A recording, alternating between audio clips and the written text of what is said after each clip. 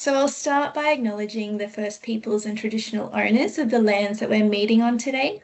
For me, that's the Turrbal and Yagara peoples of Brisbane, and I of course want to extend that acknowledgement to the traditional owners of the lands that you're all joining us on today, and pay my respects to Aboriginal elders past and present. The Sax Institute recognises the strong cultural connections of all First Nations peoples to the lands and waters across Australia.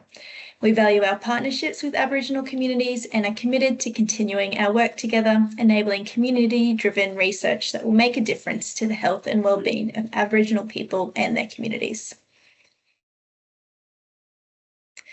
So welcome all again to this morning's webinar. This webinar is brought to you by the Australian Prevention Partnership Centre as part of our Emerging Leaders Network. For anyone who might not be familiar with the Prevention Centre, we are an organisation that bring people, ideas and evidence together to build a stronger, more connected prevention system. So we collaborate with policymakers, researchers and practitioners to provide a coordinated voice for prevention and support real-world action that improves population health. We do this in a number of ways, which you can see on the slide that I'm sharing, but one of our current focus areas is supporting emerging leaders in prevention through our Emerging Leaders Network. So through this network, we offer events, mentoring and opportunities to connect and grow with others in prevention. It's a really great initiative and I'm really excited that you're all able to join us for this webinar today. Of course, none of what the Prevention Centre do would be possible without our funding partners, so I did just want to take a short moment to thank them for their contributions. So without further ado, let's jump into today's webinar, which is all about embedding lived experience in health initiatives. So today we've got a great panel who's joining us to explore how preventive health initiatives can be strengthened, made more equitable and more effective by centering the voices of people with lived experience. You'll hear from speakers working across the prevention system, all with a shared commitment to embed lived experience experts at the heart of their work. Our panellists will walk through the full co-design process and share powerful examples of how engaging lived experience experts has successfully shaped both practice and policy. Before I introduce our panellists, I did just want to acknowledge that when we talk about co-design and lived experience, people often do use different terms to describe the individuals or the partners that are involved in that experience. For today's session, the panel has chosen to use the term lived experience experts. We feel that this best reflects the work that the panel are doing and the communities and individuals that they engage with on a day-to-day basis. So without further ado, I'd love to introduce our panel. We are joined today by Mitchell Bowden. Mitchell is an engagement practitioner with experience across health, public health, social services, research and government settings. He is currently the engagement lead of policy and projects at Monash Health and Social Care Unit. Mitchell's principal strengths lie in facilitation and co-design, relationship management and knowledge translation. He has extensive experience in collaborative project management, having worked on both large and small funded initiatives ranging from the co-design of national campaigns to local place-based projects. Next up, we have Amanda McAtamney. Amanda is a health policy professional and currently serves as the Acting Director of Public Health Policy at Cancer Council Australia. She holds a master's degree in policy and applied social research, as well as a Bachelor of Arts in sociology. Amanda's current work centres on developing an evidence-based policies for cancer prevention, screening and early detection, while also influencing the implementation of cancer control policies, research, treatment and care to mitigate the impact of cancer in Australia. Last but not least, we're joined by AJ Jensen. AJ is an LGBTIQ+ subject matter expert with lived experience at the New South Wales Health Agency for Clinical Innovation, or ACI. AJ is a social worker who joined the ACI after 7 years of experience working with LGBTQI+ communities and domestic and family violence survivors. They are passionate about improving the health outcomes and access for LGBTIQ+ people living in New South Wales. And the Rainbow Research, which was their initial project at the ACI, is a result of meaningful collaboration and co-design involving advocates with lived experience and practitioners. So as you can tell already by their introductions, each of these speakers has some great insights to share today, and there will be some time at the end of the presentations for a bit of Q&A. As we go through the presentations, please do feel free to pop your questions in the chat and we'll come back to them at the end. Otherwise, we can do the Q&A with our panel a little later on. So on that note, I would like to introduce our first speaker. Mitchell, over to you.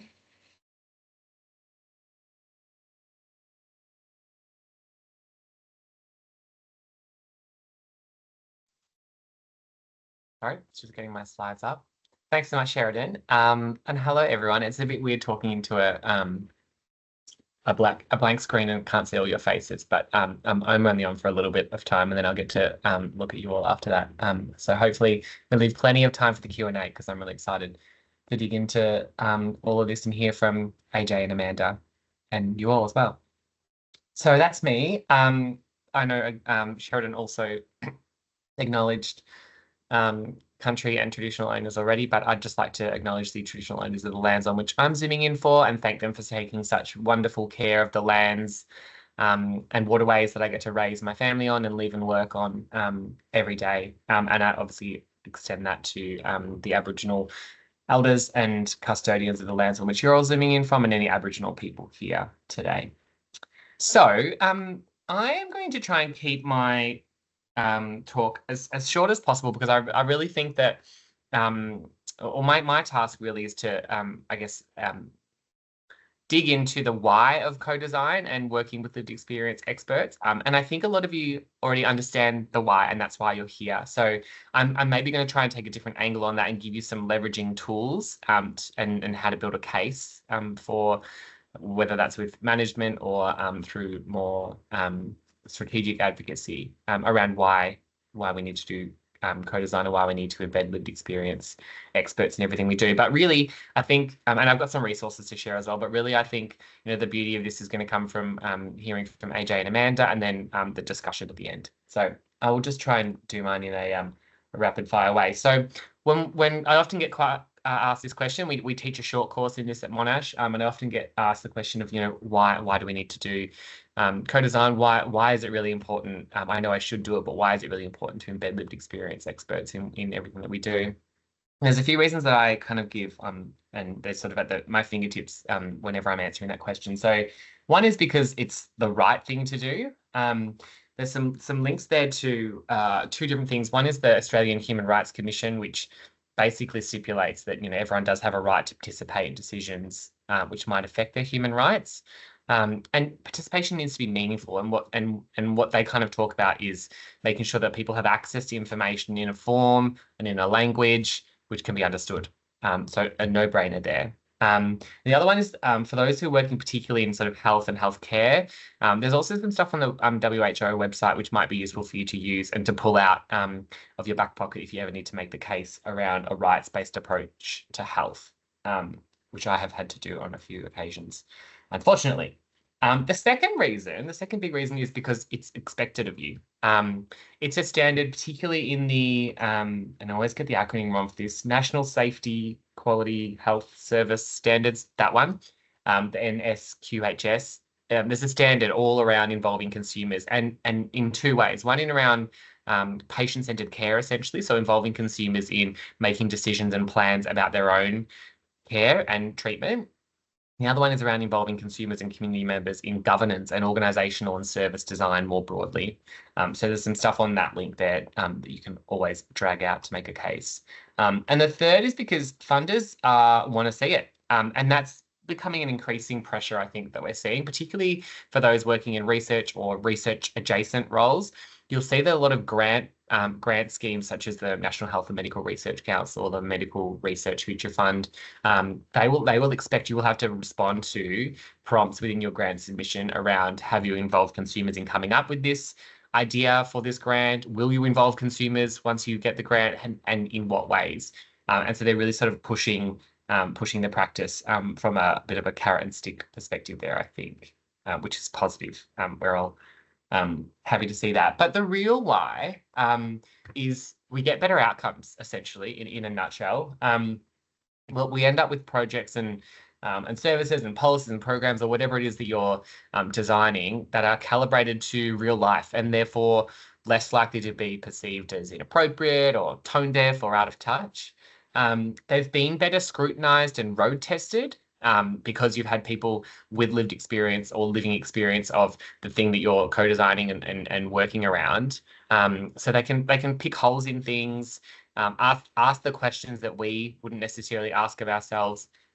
And so you become better able to accommodate the diverse needs and experiences of anyone that will go on to sort of benefit from or engage with whatever it is that you're co-designing, which in theory, if you follow my logic, leads to a more diffusion of ownership and ambassadorship. So people that have been involved in developing things, engaging in things, are often more likely to then be proud of that or want to share that or want to see that roll out.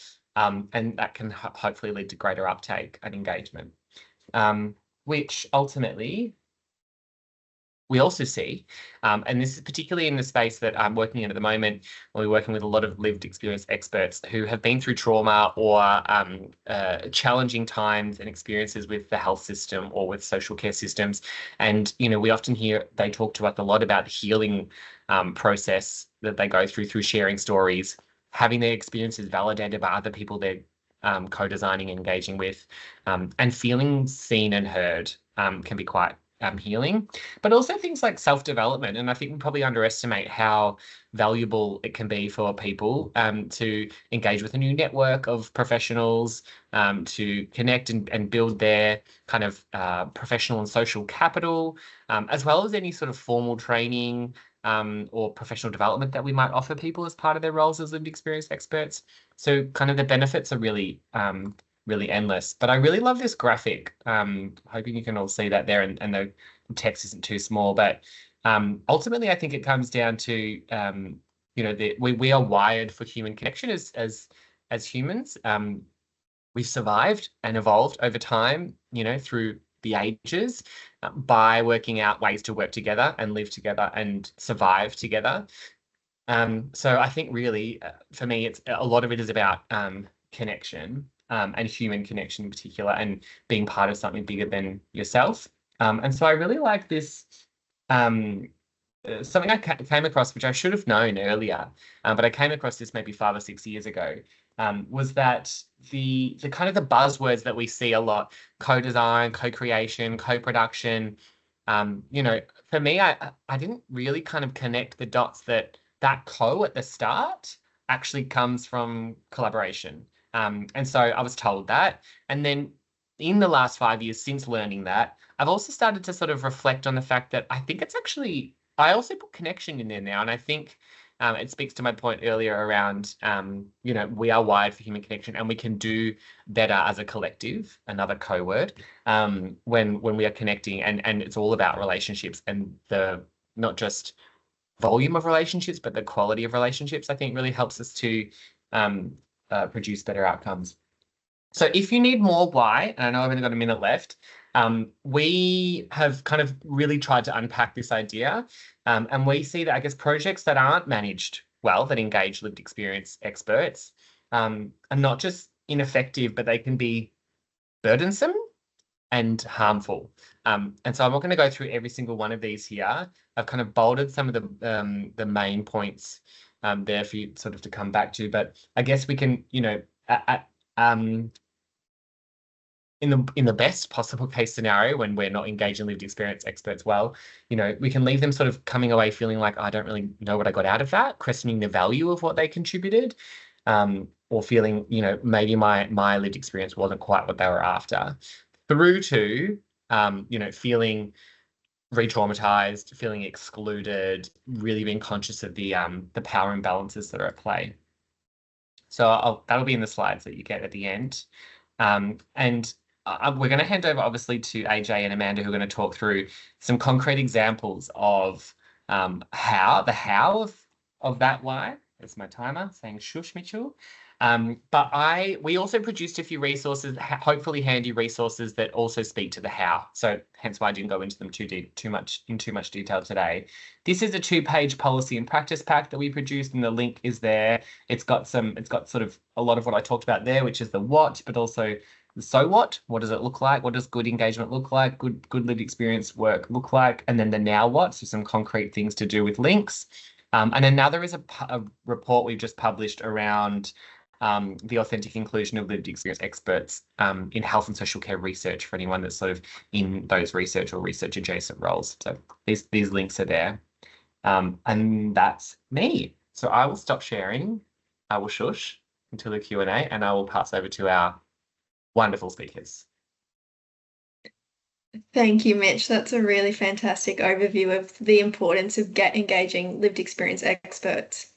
And I think it's really helpful for giving us that language and rationale, for advocating for that in our work. And I know that lots of people will be very excited to look more deeply into those resources that you shared. So just a reminder that the slides will be shared with everybody after the presentation, so you'll be able to access those resources as well. Okay, so next I do want to welcome Amanda, who will take us further into the co-design process and talk specifically to Cancer Council Australia's work in developing protocols for engaging lived experience experts. Thank you, Amanda. Thanks, Sherridan.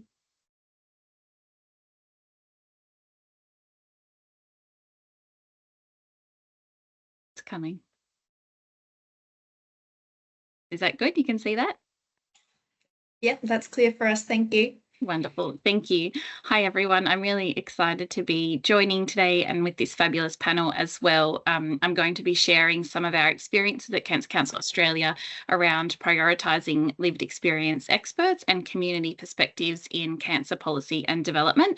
I'm representing a team today who've driven this work, and I'd really like to point out Sally Creel and Shona Edwards, who are our lived experience experts who have really driven and participated in the outcomes and learnings I'm going to share with you today, as well as my other colleagues on the screen, a few who are former colleagues, but they've been instrumental in this work. So for those of you who aren't familiar with Cancer Council Australia, we're the peak non-government cancer control organisation, and we work to improve outcomes and provide support to all Australians affected by all cancers. I too would like to acknowledge the Warramai people, so the traditional owners and custodians of the lands on which I'm coming to you from today, and I pay my respects to elders past, present and emerging, and extend that respect to any Aboriginal or Torres Strait Islander people on the call today. I also want to take a moment to recognise the invaluable contributions of those with lived experience of cancer and those who love, have loved and care for them. Within our work at Cancer Council, their voices are essential.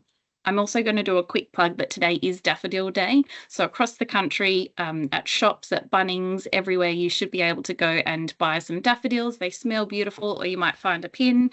And Daffodil Day is a really important day for us to raise money and funds for supporting cancer research. So first off, I wanted just to touch on that there actually are several engagement and involvement frameworks, toolkits and guidelines that they exist, and they're in Australia, and you can use them to support your work. I'm not saying they're all amazing, but they can be a useful starting point for people. So we know that lived experience and community involvement are really integral to developing our policies, programs and research that truly meets people's needs how they need it and where they need it. So that common adage of nothing about us without us should be second nature by now for anyone working across public health.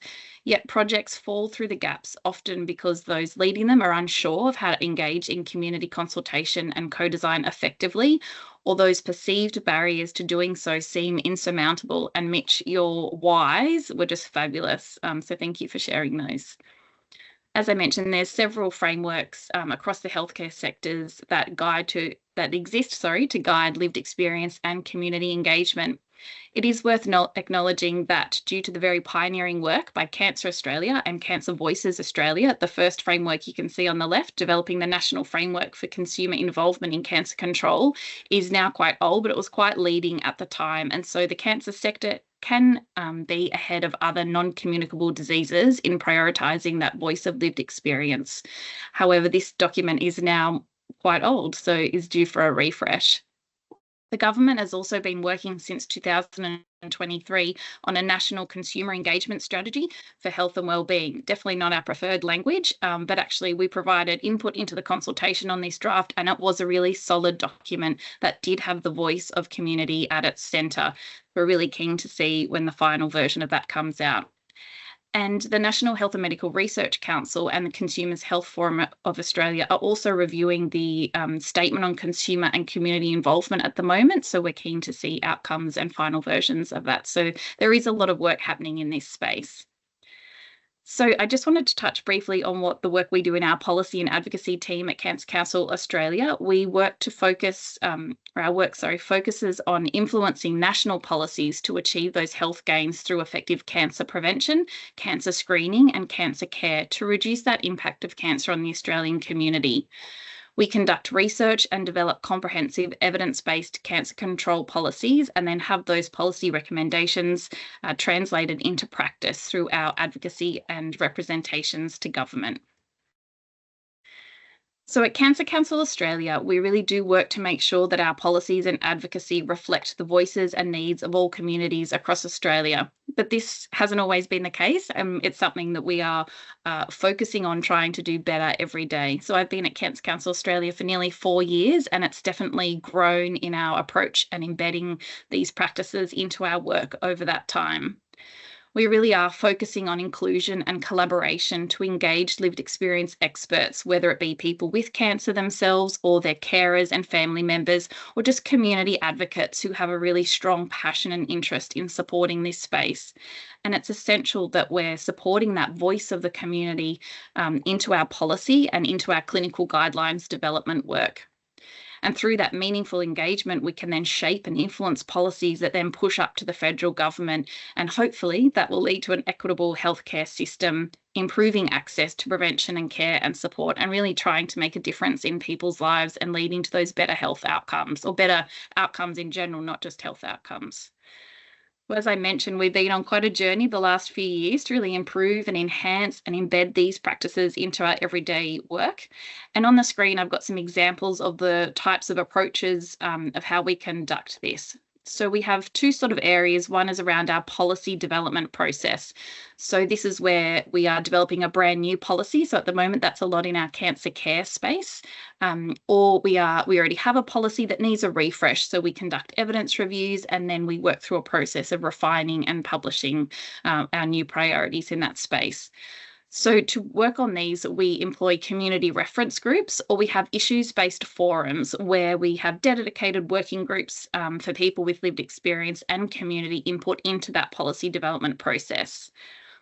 We also have a policy peer review process. So for those policies, once they're already developed and our priorities are set, then we do get that input from lived experience experts to review our policy. So here we are particularly asking them for the input on the quality of content. Is the language accessible? Is it non-stigmatizing? Is it inclusive? Can they see themselves and their stories and experiences represented? Also noting that everyone's experience of cancer care and supporting someone is quite different, but it's really key that we hear that input from people and really to identify any gaps. So we're not necessarily asking for them to review the evidence. They may be across the evidence, but it's really looking at that inclusivity and the language. We also develop clinical guidelines, so that is quite technical work, but this is essential to have lived experience advocates and community members involved in that work. Other expert advisory group members include clinicians and researchers and policymakers too. And sometimes in that instance, for more sensitive topics or where people are less comfortable in that group setting, we can use one-on-one consultations. So we're also doing a little bit more research. So we're co-authoring. So this work that I'm going to share, as I mentioned at the start, we have conducted with 2 lived experience experts who participated in a clinical guidelines working group and then in a policy process. And now we're working closely with them. So this presentation, or a version of this presentation, Shona and one of our colleagues, Drew, presented at the Cancer Survivorship Conference earlier this year. It was a poster. And we've also got a publication underway that I'll share in the coming weeks when it comes out. And we also advocate. So we call out opportunities when we're involved in other work, and we see opportunities for people with lived experience to participate and they aren't, where they aren't being welcome. It's a really critical role that we're not just doing it ourselves, but we're calling out where they should be involved and included and supporting that process. So our guiding principles and aim is that we really must guarantee that participation is genuine and it's meaningful and it's beyond tokenistic. We respect that they are the experts in this area, and our processes and relationships are built on mutual trust and they remain modern and agile. So I'm just going to share some of our successes. So we've gleaned these just from our own internal reflections, but also through speaking with Shona and Sally in particular and asking them how they found engaging with us. What did we do well? What were our successes? And then I'll also share what didn't we do well? What can we improve? So one of the areas that we were doing well was transparent. So we were very transparent about our processes, and also that we were learning and that we were willing to improve and change. So I think that was a really critical component up front. We weren't pretending that we were the experts and we had this all down pat, that we were really on a journey around this. And I think that built up trust as well. We have a really clear terms of reference for the work that we're asking them to be involved in, and we clearly define what's required, what the time commitments are, what the processes are, who else is involved, how can they communicate, and all of those things really set the tone for the beginning of the project or the policy work. We also have a remuneration protocol for community representatives that we share with them too, and I'll touch on that. That's a separate success. And we have meetings regularly. So we have an initial meeting to update them. How's this going? How do you want to work with us? And then as we move through the project, we continue to meet as well and provide updates in various forms. So this leads on to feedback channels and communication. So our engagement is really seen as genuine. We take time to consider their feedback and we allow extra time to engage with people before and after meetings. So for example, with our clinical guidelines, as I mentioned, they can be very technical pieces of work. They're deciding medical advice and suggestions, and the content's quite dense. So we found that having a pre-meeting with our lived experience experts before those meetings with our technical team, they could talk them through the language and ask questions, really made them feel so much more comfortable to speak up in that clinical environment. And then we have lots of email and phone exchanges, and we're really available for people to share and ask questions as well. And also, I thought this was really worth putting out on its own as a success. So we do provide remuneration to industry standards. So there actually are documents, so Consumers Health Forum Australia, and there's a remuneration tribunal has set allowances per hour or for a day sitting that you need to be paying your community experts and lived experience experts for their time. Their time is their expertise, and it's critical that this occurs. And we're really upfront at the beginning for them what those expectations look like. So our learnings, I think this is more the fun side. So we had several challenges and we were really keen to learn and change our processes as we go. It's an ongoing process. And in doing that, it really empowers community participation as well. So ensuring everyone understands the scope and providing those background information papers was something that we needed to get better at doing. And the technical team catch-ups that I mentioned, that was something we started to build into our process. We needed to make more reasonable adjustments, so giving people more time to absorb the information, setting up sort of a buddy system, so connecting other lived experience experts with each other so they could talk and share as well. And this was a really critical one, giving them the right public acknowledgement. So you'll see I've mentioned their names several times today. They're on the front as presenters, including them in professional publication opportunities, because their voice is just as important as a clinical expert.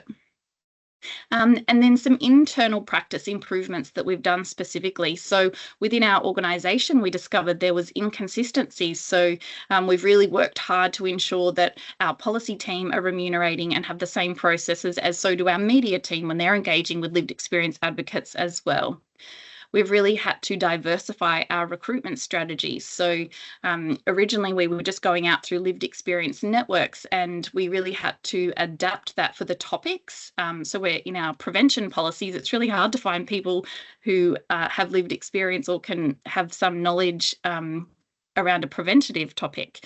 And we really want to try and reduce that overburden and encourage new voices. So instead of going to the same people over and over again, which can be quite burdensome for them, we really want to expand that out. And encouraging collaboration and knowledge sharing. So today, sharing the practices and protocols that we've put in place, reaching out to other organisations to see what they're doing and how you can adapt some of their policies is really critical. And publications as well. So sharing the work that you're doing in a more formal way. So we're going to circulate the slides, but these are just some quick to-do lists, things you could go back and do today, and then some longer term planning that you could think about with your workplace. So some of the quicker things include putting those position descriptions or terms of reference in place, having that buddy system, and some of the longer term planning around remunerating protocols and thinking about how you might improve your recruitment processes. So overall, the recurring theme here is really time. These things didn't happen quickly, and you really do need to dedicate time to these processes to make sure everyone feels safe and comfortable in sharing their experiences. In our work in particular, it's incredibly personal and emotionally charged work, and you need to be giving the utmost respect to those people who are willing to share their experiences to better the experiences of others.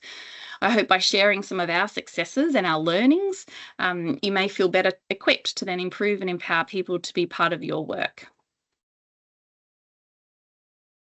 Thank you.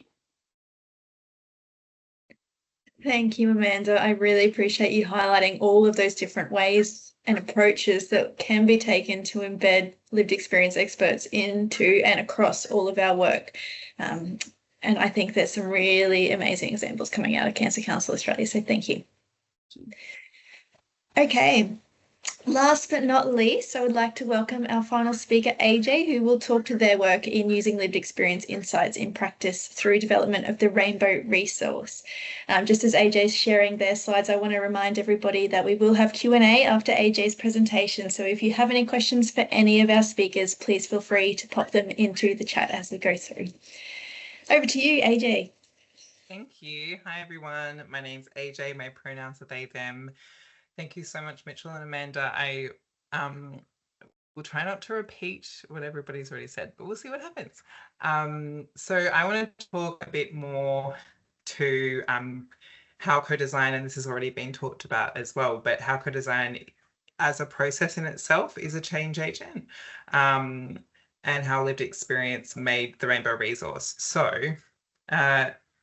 before I do, I will acknowledge that the traditional custodians of the land we're on. I'm on Witjabul Waiwal country of the Bundjalung Nation in so-called Lismore.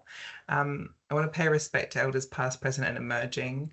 I also want to pay respect to First Nations LGBTIQ people and acknowledge the role of colonialism in the oppression of our communities and the way that we talk about gender, sexuality, sex characteristics and bodies is part of the colonial project. So that's a big part of my work as well. And we were really lucky to have some really amazing First Nations lived experience experts as part of this project who've continued to work with me on the next one. So I'm a real lucky guy. As everybody else has already done so, I want to acknowledge the voices that people with lived experience are powerful and essential for systems change in health. I also want to acknowledge that I have a little dog called Nimbus and there's a builder at my house and he is at me. So if that happens, I just am giving him treats. So the Rainbow resource, and I'm just going to pull it over, is a website for initially funded for child adolescent mental health services in New South Wales, but it has a lot of amazing resourcing for anyone working in the space and wanting to know more about supporting LGBTIQ young people. The age range was technically up to 25, but there's a lot of information here about how to make workspaces, especially in health, more LGBTIQ affirming. There's information about intersecting experiences. There's lots of great videos that we got to make with some of the lived experience experts. I would highly recommend having a look at it. Working with families that aren't affirming, building culture change in your workplace. So that's the work that we've been doing, and that's what we made from the co-design process. How we did it was that we didn't really know what it was going to look like at the start. It was really fully a co-design process in which we got together a bunch of lived experience experts who were young people who, some of which were under 18, some of which were in their later 20s, who'd been through CAM support in their life, from all over New South Wales. And we just got them all into a room with a bunch of clinicians from CAM services. So we had 8 of each. And we talked about what was needed, what the gaps were. At the moment in New South Wales Health, we don't know whether kids who access child and adolescent mental health could be queer or trans, or part of the rainbow communities.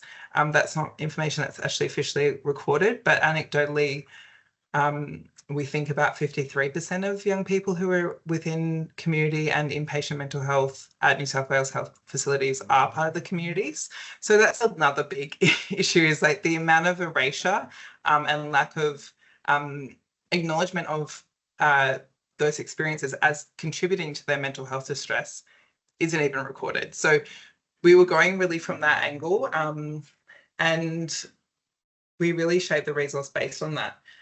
So I'm a social worker, as I said before. My priority was to make sure that, it's essentially a group therapeutic process. That's how I was approaching it. That's my background. I've run LGBTIQ survivor groups, and run Living in Lismore, run a lot of flood recovery groups as well. And I really found it to be a helpful framework also for clinicians as well. I think when we're working with clinicians, everything we're doing is, by doing a co-design project, it's a change process by nature, and change is really scary for people, especially in systems that are addressing such vulnerable and life impacting things such as mental health or any health systems. So I really come at it from a change perspective. So there's going to be grief, there's going to be adjustment time, there's going to be miscommunication, there's going to be triggers. So whether you're working with people with lived experience or even professionals, I think that should be in the room. So we did, all the usual ways of scaffolding, ways of working, our terms of reference. And I really came from a perspective that rural culture change comes from building trust in communities that have experienced harm from health systems. So we're wanting to experience that expertise, but we're just, we're not sure so often how the project's going to end up.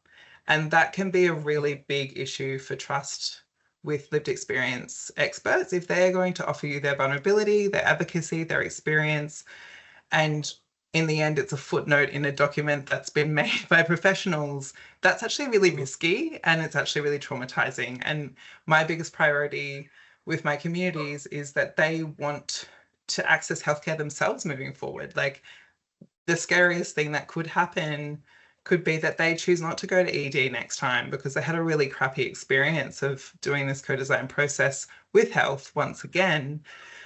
And they decide that it's better off that they don't access health services. So the ripple effects that go both ways, potentially, that was at front of mind for me.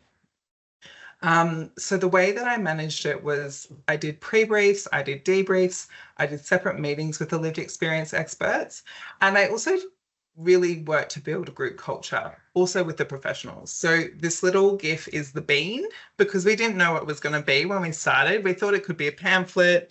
We thought it could be, I'm sorry, I'm going to have to hold my puppy. We thought it could be, some form of webinar, but we ended up with a really amazing website. But because we didn't know what it was going to be from the start, I just said that it was the bean. And then we used the bean team as the crew. So, that's also age appropriate. I'm making it fun. I did a lot of memes. I'm lucky that I'm in my early 30s, so I can almost relate to Zoomers. So that's how I made it happen. And it also created some levity where we're talking about really traumatic stuff. And we're also talking about systems that are bigger than this project as well. And to be able to kind of, place it and build some group cohesion was really important. I'm just going to put my dog down. Let me get comfy. Okay, so some ways that we also did this was I sent out a bunch of stimming toys to everyone, to lived experience experts, to the clinicians, and I sent it with this document and a workbook and some colouring in pencils and some like queer colouring in pages. So that was really fun. And it also was part of the kind of group forming, and I really did use kind of the norming, forming, storming group therapeutic methods as well.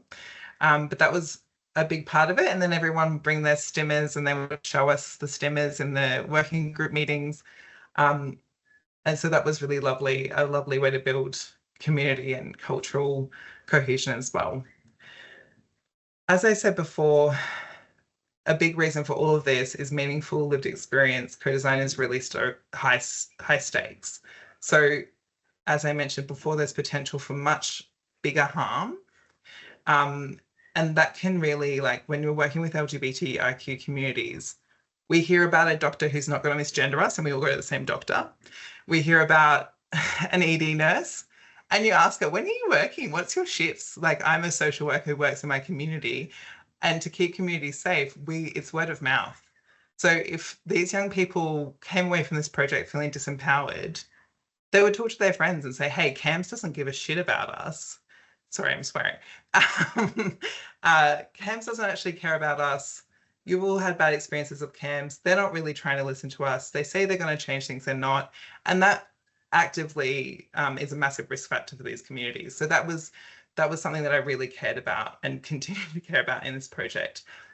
There's also really massive potential for collective healing and rebuilding trust in the health system, which was a really lovely opportunity that I leveraged on a lot as a social worker, and having clinicians in the room who were affirming people, who were members of LGBTIQ community themselves, who understood the context and had their own workplace traumas around homophobic and transphobic cultures at CAMS, were able to feel, a lot of clinicians reported feeling really enlivened and, had a new sense of hope for LGBTIQ young people working with these folks.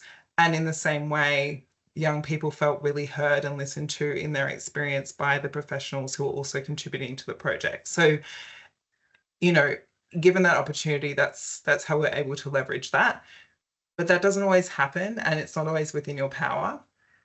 So I also want to acknowledge that, as a worker in that space and under the remit of New South Wales Health, a lot of my work was also being really based in the ethical frameworks of my own work, but also of the project. If the ethical framework is to empower people, is to support people to access mental health support in response to trauma, systemic abuse, intergenerational trauma of First Nations folks and other folks, we really need to actually honour that. And the intergenerational trauma of queer communities, especially in accessing health, is just so massive. And I really wanted to reflect that in the work that we did, and then in the way that we worked with each other. So, kind of similarly to like the nothing about us without us mantra is also, we're going to do that for each other. If we're wanting this empowerment, if this is based on making spaces safer, then the space has to be safe that we're making it in. And that can be really hard, especially in health, especially in the kind of strained systems that we're in. So much we're doing care work, but we're not being offered care from colleagues, from the system, from ourselves, because, it's just so full on and such hard work. So, change is hard and a lot of compassion and patience is needed, but there's a lot of tight time frames, competing priorities. I was lucky to be able to speak into those spaces. And I think another thing that's really helpful is being, our governments and organisations really want to do co-design with lived experience experts. So listen to the experts and say it back to them. Like, time and time again, I'd be like, that sounds really cool to the ACI or to health, but this is what the experts are saying. So we actually can't do it that way. If we're doing co-design, we're welcome to call it something different. But if we are doing co-design and you want to make it that project, then that's what they're saying. You know, amplify their voices and be their advocate that they are also being. And to do that as well, we really need to acknowledge power and positionality. So both Mitchell and Amanda have talked a bit to that, but I really, from the get-go, and reiterated multiple times throughout the project, you know, we always have scope creep, we always have those things, and we also have the experience of lived experience experts giving you a lot of power. Like, you are representing the health system or whatever system that you're working in that process. And I really wanted to reiterate the dual role I had as somebody with lived experience in their community, and also somebody who was bound by my job description and the work I was doing and what that means. So that was something I actually brought up almost every session, just to reiterate it, not in a this is who I am and you're not this, but just to say, hey, that's amazing, love your work, I want to amplify you somewhere else on this. This isn't the zone. And also, it's just a website. We're not going to be able to change the Mental Health Act, unfortunately. But what we are going to do is this, and this. So just really making sure and coming back to those concepts as much as possible, because you're the clarity and you're the facilitator there. And we have to maintain that clarity and grounding. So that was kind of it. And I don't know if I have more time. Oh, I do. Wow. I just wanted to maybe just amplify some of the lived experience folks. So the videos, all the young people are from our working group, and it was filmed in Campbelltown, which a few of the professionals also work at. I also just wanted to highlight the way that we were able to kind of speak to like the actual community experiences. So I was really lucky that we were able to kind of outline the background as to why LGBTIQ folks don't feel comfortable at health.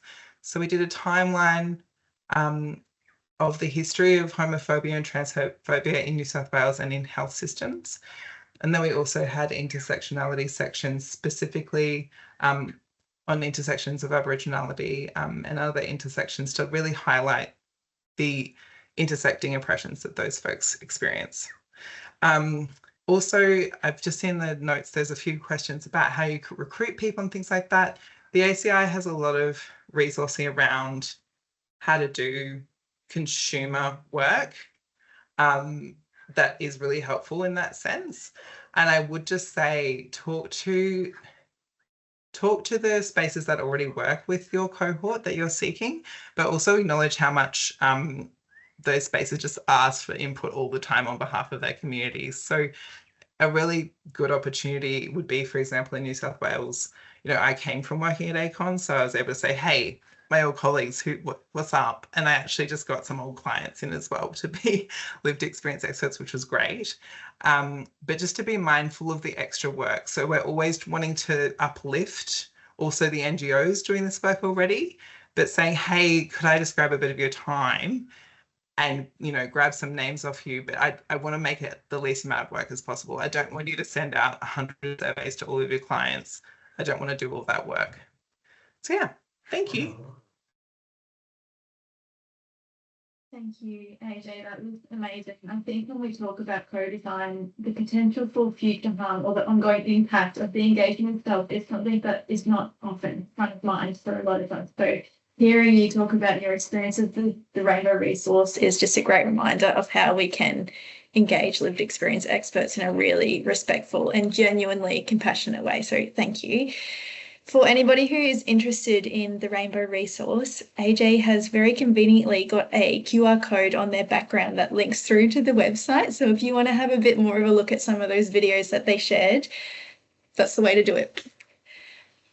Okay, Another big thank you again to all of our speakers. I know that the audience will agree with me that you all bring such a wealth of experience and knowledge, and the examples of co-design that you've shared will all give us something to think about as we move forward with our work.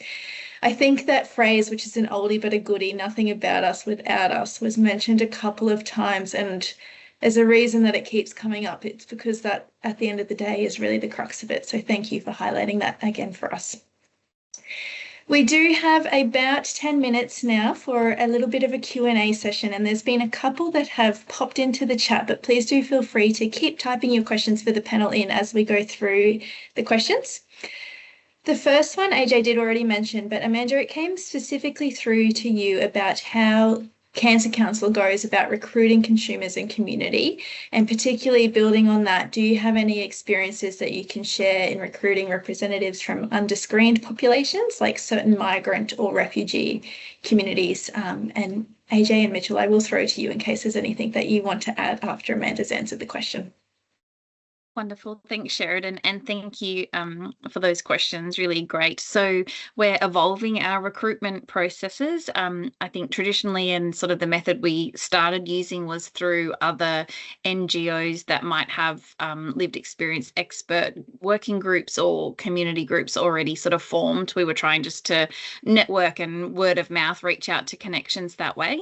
And we've really started at the moment, we're out on social media. We're trying to, I guess, branch out, as I touched on in my presentation, trying to reach new voices and really get different people contributing their experiences to our work and the types of people that want to share as well. So we're using our Cancer Council social media presence on Facebook and LinkedIn, and actually getting some great success and some really diverse people, which is fantastic.